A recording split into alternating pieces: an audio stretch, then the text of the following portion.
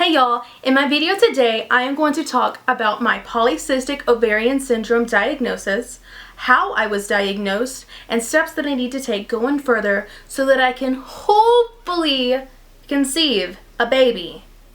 After trying to conceive for 8 months, I knew that something was not right. My body was sending me these signals that told me to get checked out. Something is wrong. I've always read that doctors won't see you for a fertility checkup until you've been trying for at least a year.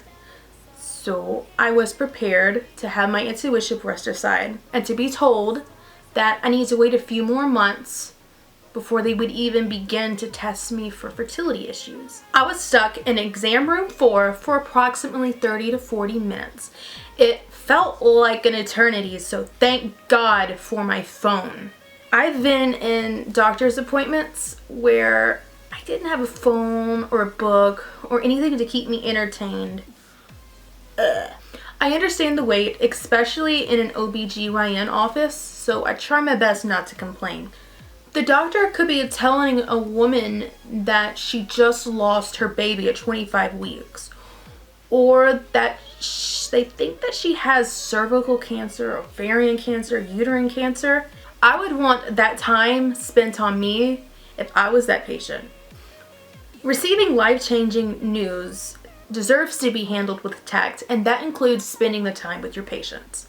While I was waiting, I couldn't stop pretending to have a dialogue with my doctor inside of my head, practicing what I was going to tell her and preparing for some pushback. Once my doctor came in and started asking questions about my cycle, I was comforted in the fact that she was there to listen and to come up with a plan.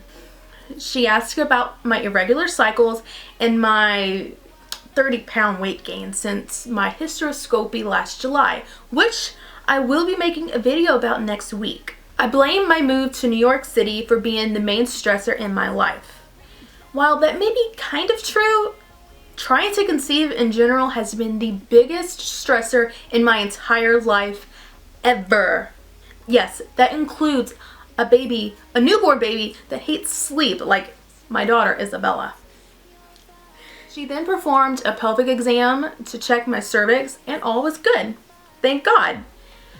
I was relieved to hear this because after I came out of anesthesia for my surgery, she told me that one of my IUD strings was stuck inside of my cervix. Stuck inside of my cervix. I wish I had like a little demo Paragard IUD to show you guys what these strings look like. They're not like string from clothing. They're like hard strings stuck. She said that it could fall out. I guess it did because it wasn't there when she checked it. We talked about facial hair and acne, and that is when she suspected polycystic ovarian syndrome. She pointed me to the subweight room across from the ultrasound room.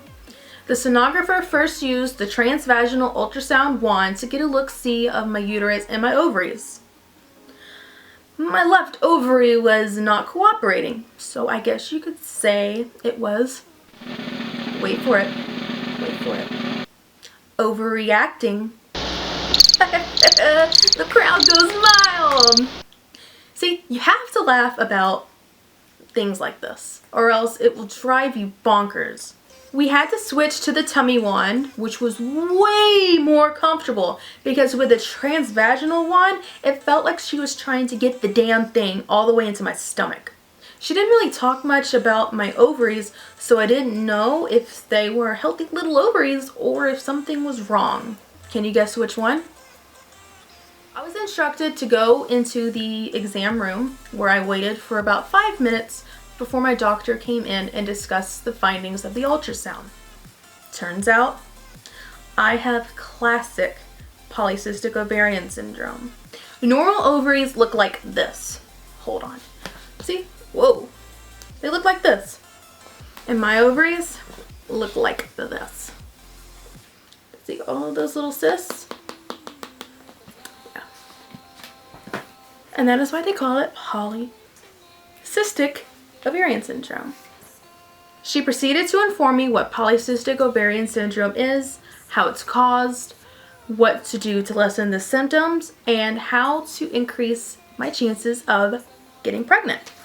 She prescribed me with metformin for 6 months, and then we would try Clomid. However, I feel like 6 months of metformin is only prolonging the inevitable, which is being prescribed Clomid. Since my doctor is in Tennessee and I currently live in New York City, I will need to find a new doctor. I currently have my eye on about 2 fertility clinics, and I will schedule my appointment in either July or August. Well, I'm crushed that I actually do have polycystic ovarian syndrome. I'm grateful that I trusted my intuition and I trusted my body, and I am so grateful for a diagnosis and an answer instead of getting a runaround. Now I can move on and take the steps necessary to successfully conceive. Thank you so much for watching. If you have polycystic ovarian syndrome, leave a comment below with when you were diagnosed. Did you know ever since you were a teenager, or did you find out recently like me? If you haven't already, be sure to watch my previous video where I talk about the I word, aka infertility. See you later. Bye! Infertility is heartbreak, exhaustion, fear, and hopelessness. Infertility is also love, passion, selflessness, and hopefulness. Infertility is questioning everything that you put in your mouth and whether it's a factor as to why you can't conceive.